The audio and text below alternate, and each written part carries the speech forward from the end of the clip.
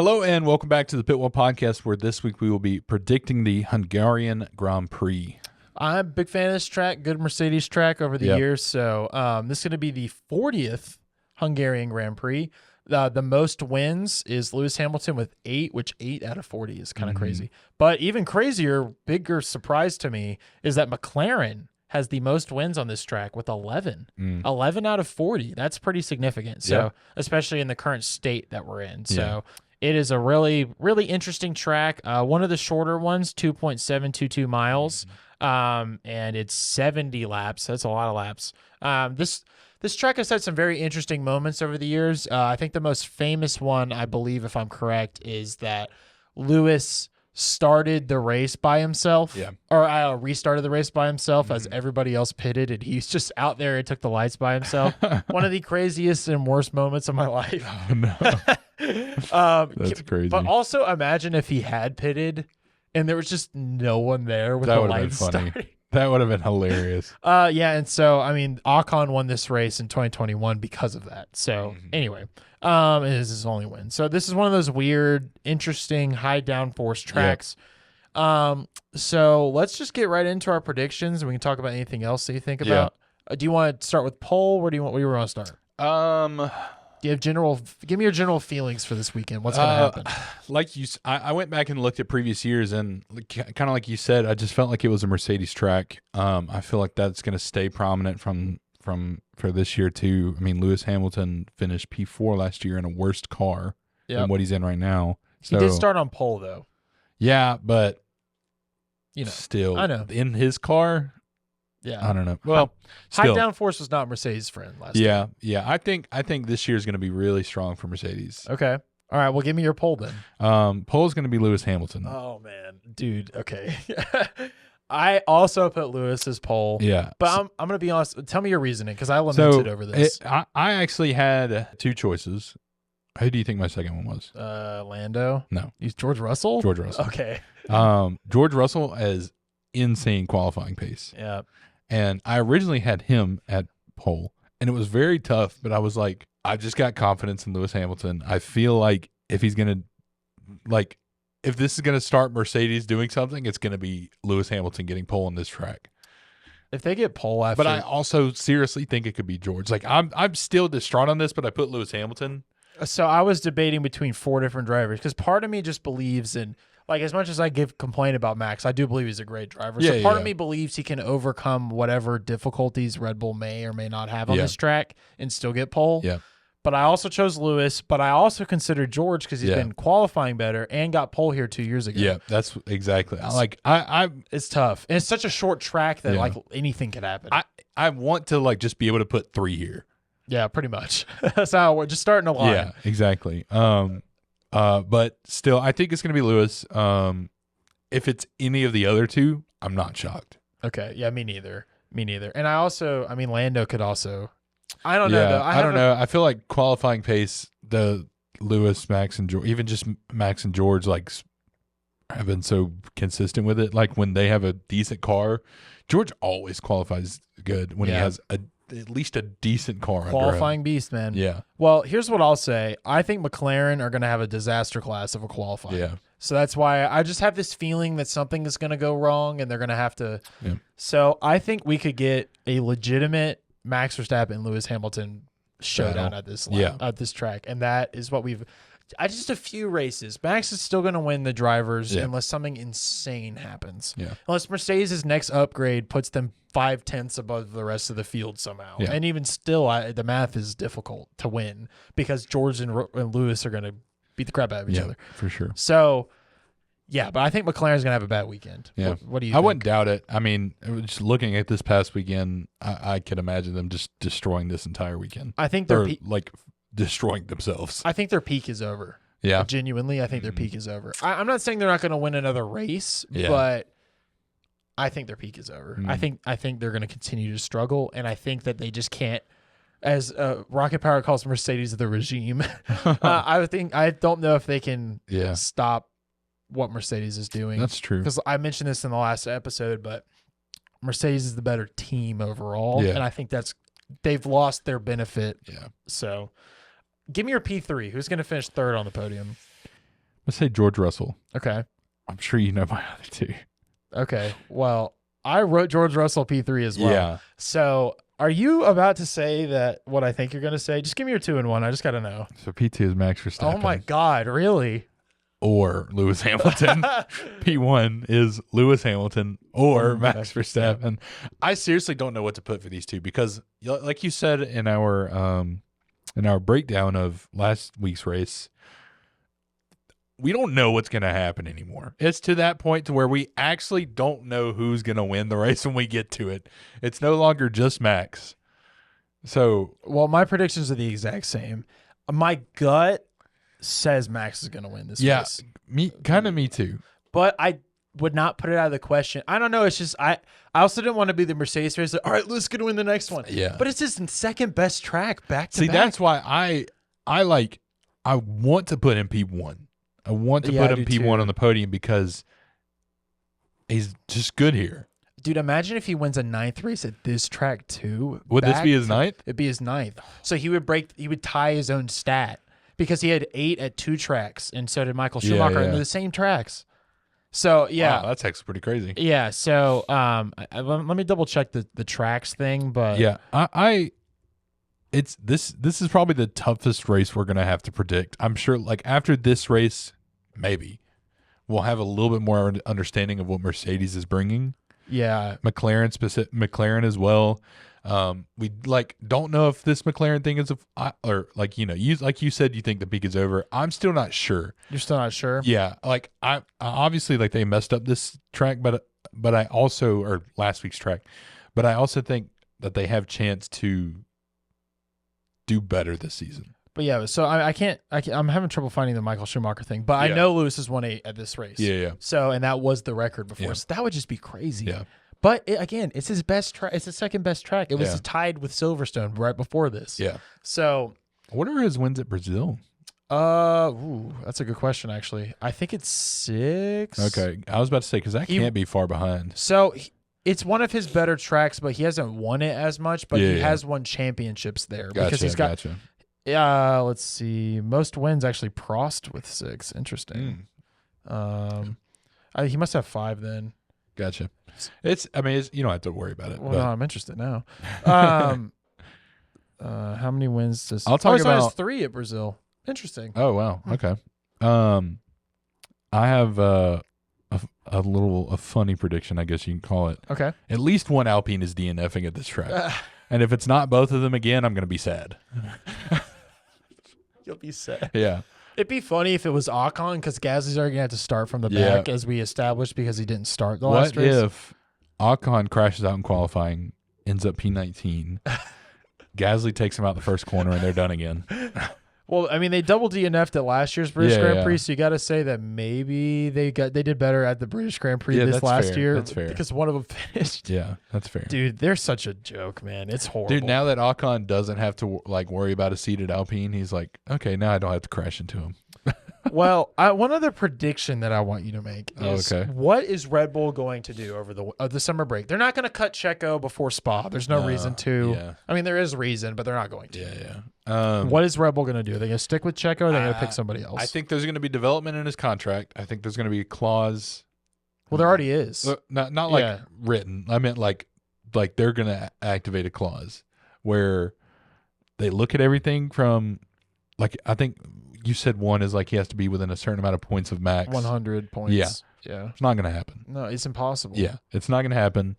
He's got to finish in a certain amount of places behind him in each race, which is not going to happen. I mean, he was 15 places behind him. Yeah, I think it might be overall standings, but let me just he could feasibly drop. He's only 7 points ahead of George Russell right now, and 8 points ahead of Lewis Hamilton. Yeah. So if Mercedes just has a decent race like they should, unless something crazy happens, they will both jump Checo. Yeah, for sure. So and Checo has 118 points currently, and Max Verstappen has 255 points. Yeah. It's impossible. Yeah. Max would have to DNF twice, and Checo would have to win both or something. Yeah. So I think I don't think they're going to announce a driver or anything like that. I think they're going to start reaching out and trying to get drivers if they aren't already for a backup. I don't think it's going to be Daniel Ricciardo. You don't think so? I don't think he's proven it yet. Because that's why Horner put him in RB, I feel like. I don't think he's proven it, but I think it's gonna be him. Just because he's like this, he's like the quote unquote safe He's like the golden child of Red Bull. It's kind of like, other than Max, of course. I guess the view is we think he has more potential than he's showing. We think he's better in a Red Bull car specifically than he currently is. I mean, maybe he's just made. It's like Max. He's made to drive this car potentially. Yeah. And he's going to be better than Checo. So when you do that math, no, that's fair. That's fair. I'm not saying he's the most deserving. I'm just saying I think he's the most likely. See, I think most deserving is Sainz or Lawson. I really want to see Lawson there, but if Sainz doesn't have a seat, I want Sainz to get that Red Bull seat. So you don't think So you think Checo's going to make it the rest of the season, or you think they're going to pull him? It's Red Bull. Like they signed him this early in the season, so like it makes me think they're stupid enough to keep him the rest of the season as well. But then again, I mean, just Ferrari. Okay, if this was like, take this back to like 2018 Red Bull, they would have cut him like after race 2. Well, he has now dropped to the same deficit that Gasly had when he got dropped. Yeah. So. Okay, well then maybe Gasly didn't even have a full season, right? So I mean, he had like half a season, I think. It was about the same amount. Yeah. I mean, Mercedes is 154 points behind in 4th. Like that's not insurmountable. Yeah. And every other team is closer. That's why I did this math. I wanted to see how. Yeah. So I mean, Ferrari is only 71 points. I'm not saying he won't get replaced. I'm just saying I would be a little surprised because it being Red Bull. I think they will either do it over winter break or summer break, or they won't. Oh, yeah. I think it's like they got to make a decision. That's fair. So I think it's going to really come down to if Checo shows any promise over the next 2 weeks, which I just can't foresee him finishing higher than 7th or 8th. Yeah. And that would not be good enough. No, not with, what's it called? With all these other teams. So, I mean, Ferrari maybe will keep throwing stuff away, but I don't know, man. So, I mean, and then there's the whole Liam Lawson factor where they have to find him a seat. I would love to see Liam Lawson in a Red Bull seat. You think they jump him all the way there? See, what makes the most sense. Well, I mean, I'm not, Yuki's the most deserving currently, probably. Yes. But they're never going to do it. Yeah. So, I think what they need to do is what they should have done from the start. Yuki's like the only reason RB has fans. Yeah. What would make the most sense? What would make the most absolute sense? Daniel Ricciardo's a good person. I'm not saying he's not. Yeah, Yuki goes to Red Bull. That would make the most sense. Yeah, and then Lawson and Ricciardo like duel the rest of the season and see who comes out of the top. What the most likely thing is going to happen, I think, is that Checo's just going to be gone, out. No, I don't think Checo's getting a seat in RB at all. So you're saying right now you don't think Checo's going to have a seat in 2025? No. I don't think so. Okay, I agree. But I also thought that, well, I guess it would be the same, even though they gave him a bunch of money now. Yeah. But I guess I don't know what the money situation is. I mean, now knowing that they put a clause in his contract, it wasn't the worst contract ever. Mm-hmm. But also 100 points is a lot. Yeah. I'm surprised it's not like 75. Yeah. Like, all right, you can DNF 3 times when Max wins. Yeah. Like, stuff happens. I don't know, man. I agree with you. If I was Red Bull, I'd pull him now. There's just no reason not to. And honestly, like, I mean, if I'm not worried about like Liam Lawson, like if I'm thinking like, oh, we're gonna have him eventually or something like that, I'm trying to get Sainz, dude. Yeah. Like Max and Sainz would be such a powerhouse team. Well, see, the thing is, Liam Lawson is a problem, isn't he? You know whose fault this whole thing is? It's Lance Stroll's fault. Okay. Because Yuki could go to Aston to be with Honda, like we have been saying. Fernando just needs to retire, bro. But you can't blame Fernando. No, I know. It's not his fault. Stroll's fault. Yeah. It would fix all these issues. Only joking. Yuki would be going away. Yeah. Lawson could have a seat. Sainz could have a seat. And Ricciardo could have a seat. Yeah. And then just get rid of Checo. It's perfect. Perfect. You wouldn't have any problems. That's fair. But, that's not what's happening. So, I mean, who knows, man? I think they put Ricciardo in now for the second half of the season when they have Bring Liam Lawson in. Bring Liam Lawson in. Yeah, because here's my main reasoning why I think they should do it now. And again, I'm now at the point where summer break or like next summer week? Break. Okay. Summer break. Well, I mean, it'd be whatever. after the next race would be summer break. No, there's 2 left. Or sorry, I meant after Yeah, 2 left. Yeah, sorry. Yeah, they won't do it for a doubleheader. That's too much of a challenge. Yeah. Here's my reasoning. And listen, I am now benefiting from this. I am now Mercedes actually have a sniff, like a 2% chance of winning constructors because of Checo. Yeah. Period. End of story. So I think it makes the most sense to bring Ricciardo in now because you cannot take this risk early in the next season. Yeah. You got to know who the best driver is, and you got to have all 3 on the grid at the same time. They're not going to put Lawson straight into it. So what do? You put Ricciardo in because Yuki's not an option for them. Yeah, to be honest, for Lawson's sake, I think I would rather see him in an RB instead of the main drive. Yeah, he needs to work his way up. Because also like with it being Red Bull, if he doesn't perform for some reason like spectacularly, he's out and then might not have a seat ever again. Yeah, and Ricciardo's going to have more reprieve. Yeah. I just think you got to do it because you got to know, all right, do we need to go after Sainz? Yeah.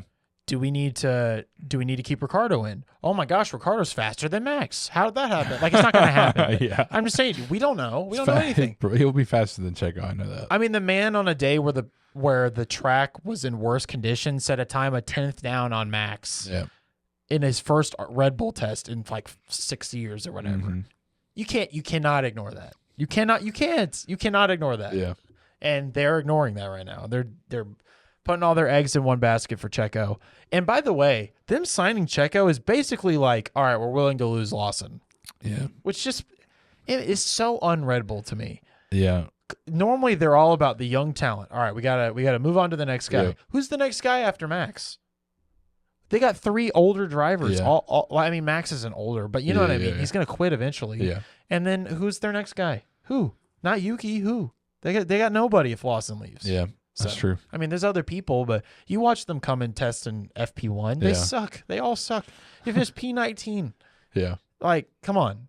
So anyway, thanks Red Bull for screwing around on this one because I don't know. And then the only other prediction I want to make is I actually think Lewis Hamilton is gonna maybe consider staying. As crazy as I think he might consider it, especially if Mercedes is going to turn it around like this. Yeah. I think what he might consider doing is retiring after next year and winning with Mercedes and retiring. Just completely change up the whole vibe. And instead of then be gone for the new engine regulations. Maybe. Yeah. I don't know. I'm just saying I really believe that Mercedes is turning it around now. See, I think Fernando will be gone when the engine regs change. Yeah, I think so too. Who knows, man? I want to talk about this on our predictions one, so it's predictions or whatever. Yeah. But I think if you lose Hamilton, if you win this race, you gotta sit down and think, am I going to have a better life at Ferrari? That's true. But it is his dream, so who knows? So, all right, well, that's about it. Any other predictions you got? I don't think so. I think we covered a lot. We have no idea what's going to happen. Yeah, we really don't. We saved that to the end of the video, so you just wasted your time. All that we said, complete bullcrap. All right, Nico Hülkenberg wins this race. Calling it. Also, we haven't even talked about if it rains.